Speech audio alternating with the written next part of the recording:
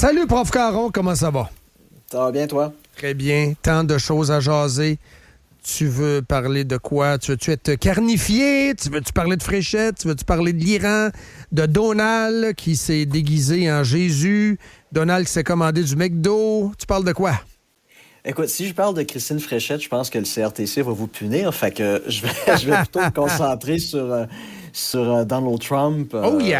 Depuis ce qui s'est passé depuis la semaine dernière. Qu'est-ce que c'est commandé, là, McDo? Là? 2 quarts de livre, on le saura jamais.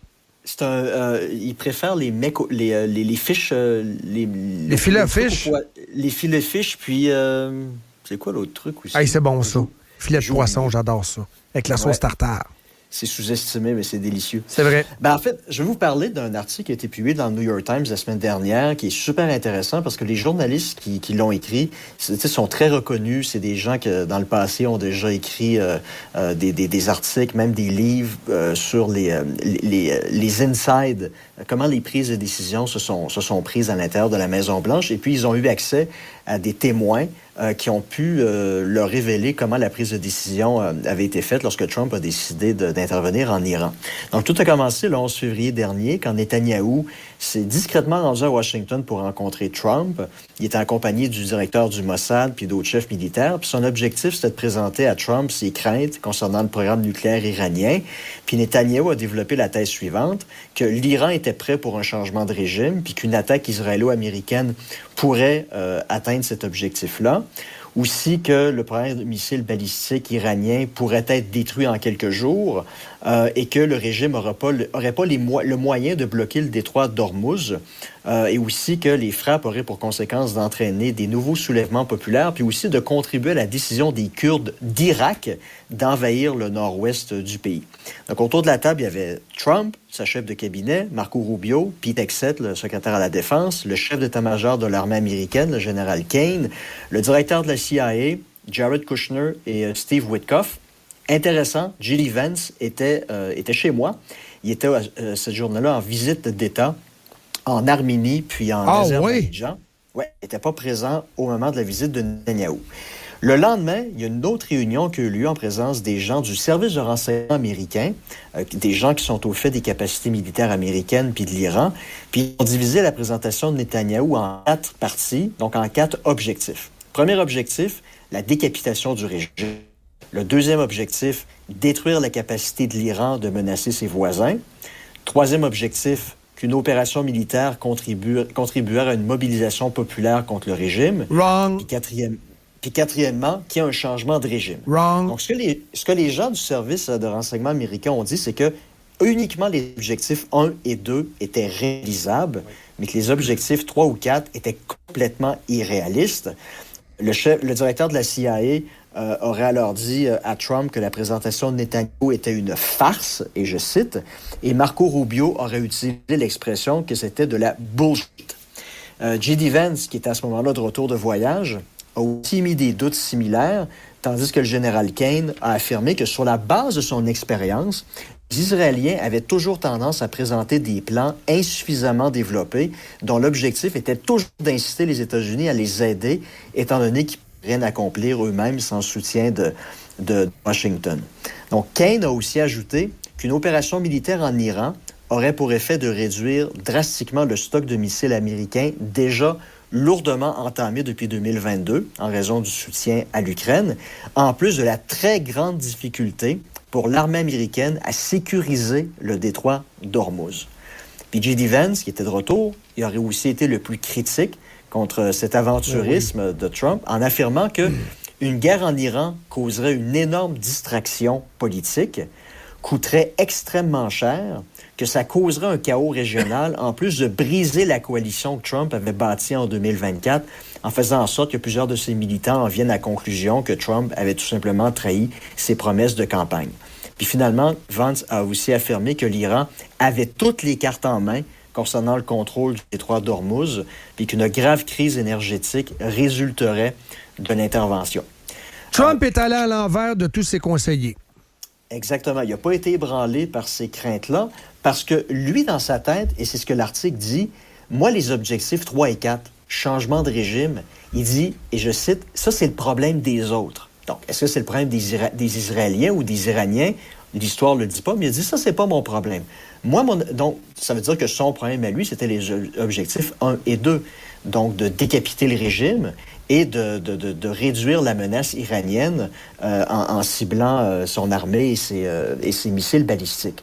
Donc, au cours des dernières semaines, lorsque Trump dit « j'ai remporté la victoire », dans un certain sens, si on se place dans ses culottes, il a raison. Parce que si dans sa tête à lui, c'était les seuls objectifs qui visaient dans cette opération, là, c'était de décapiter le régime iranien, puis de faire mal aux capacités militaires de l'Iran, ben oui, il a réussi. Donc, c'est pour ça qu'à quelque part, même si les gens disent que certaines personnes disent que Trump est fou, il a perdu la map, en réalité, si on se met dans ses culottes, puis lui, c'était ces objectifs-là qui devaient être réalisés, lorsqu'il dit qu'il a gagné la guerre, qu'il a réalisé ses objectifs, il a raison, d'une certaine façon. Tu sais, il ne parle pas à travers de son chapeau, il n'est pas fou. Mais par contre, à partir de cette chronologie-là, ce qu'on peut en conclure, c'est trois choses. Qu'il s'est fait embarquer dans une histoire par Netanyahou. Ben oui. Ce que Vance a reproché directement au premier ministre israélien environ 2 semaines dans une conversation téléphonique qui a apparemment été très violente entre les deux. Deuxièmement, il a confondu tactique puis considération géostratégique. Donc, bref, que la décapitation du régime suffisait à elle-même puis que c'était une fin en soi, sans penser aux conséquences que ça pourrait avoir sur différents éléments, dont la plus importante, la possibilité d'une crise énergétique globale. Puis, la dernière chose qu'on peut en conclure, c'est que la décision a été basée entièrement sur ses instincts. Il n'a pas considéré les avis de ses collaborateurs, dont celui du général Kane, ce qui l'a amené à ouvrir une boîte de Pandore qui le condamne soit un désengagement, qui serait alors perçu par plusieurs comme une défaite, ou un enlisement, afin de ne pas avoir à perdre la face, un enlisement qui l'amènerait contre son gré à devoir réaliser les objectifs 3 et 4. C'est pas de même que c'est en train de virer. Juste te donner la dernière information. La Chine défie Trump alors qu'il y a un tanker chinois qui passe au travers du détroit d'Ormuz après que Beijing ait qualifié le blocus américain de dangereux et d'irresponsable. Donc, tu vas avoir un frottage entre les deux, entre la Chine et les États-Unis, là. Peut-être à 50% du pétrole chinois qui vient d'Iran. Ben lui, sa game, c'était la Chine va vouloir passer, donc ils vont mettre de la pression sur l'Iran. Mais c'est pas comme ça que c'est en train de se profiler, là. Non, c'est ça. Puis le problème, c'est que quand tu développes une stratégie au fur et à mesure où les événements se produisent, c'est là où tu peux commettre des erreurs, comme on dit en anglais, des miscalculations. Parce que tu prends des décisions impulsives, c'est pas des décisions qui sont issues d'une stratégie longuement réfléchie. Mais tu sais, à quelque part, les Américains, s'ils avaient vraiment une stratégie, s'ils n'avaient pas pris une décision sur la base de leurs instincts, ils pourraient tellement profiter de ce conflit-là pour consolider leur pouvoir à travers le monde qui commence à s'effriter. Tu sais, vous savez, la semaine dernière, j'ai dit que l'Iran aurait suggéré à l'Europe de lui acheter son pétrole en devise autre que le dollar américain.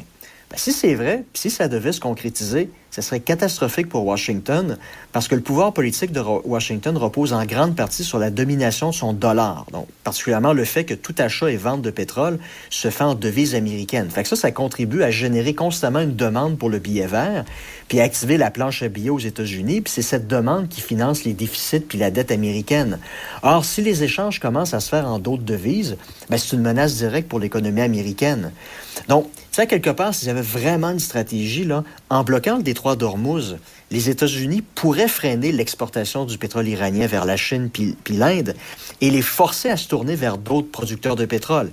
Or, c'est qui le principal producteur de pétrole au monde? C'est les États-Unis.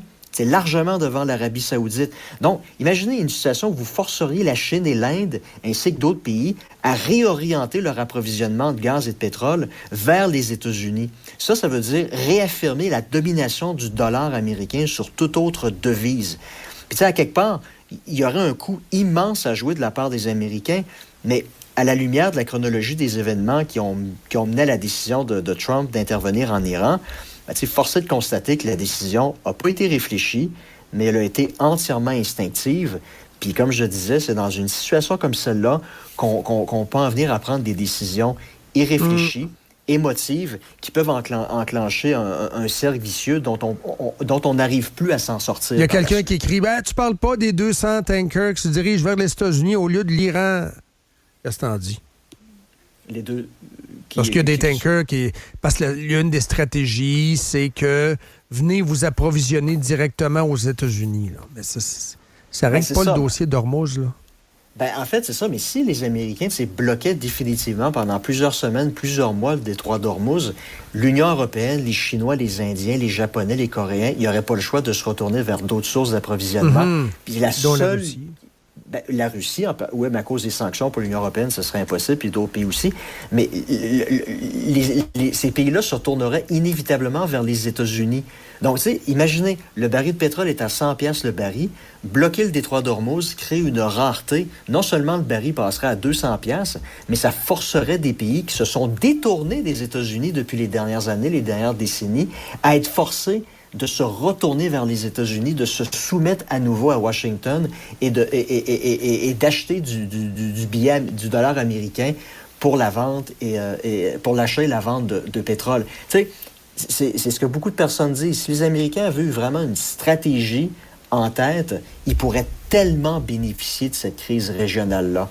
Mais bon, ça ne pourra pas être le cas parce que, encore une fois, la décision, ça n'a pas été une décision stratégique, ça a été une décision uniquement basée sur les instincts. Merci beaucoup, Jean-François. Merci, bonne journée. Salut, bye.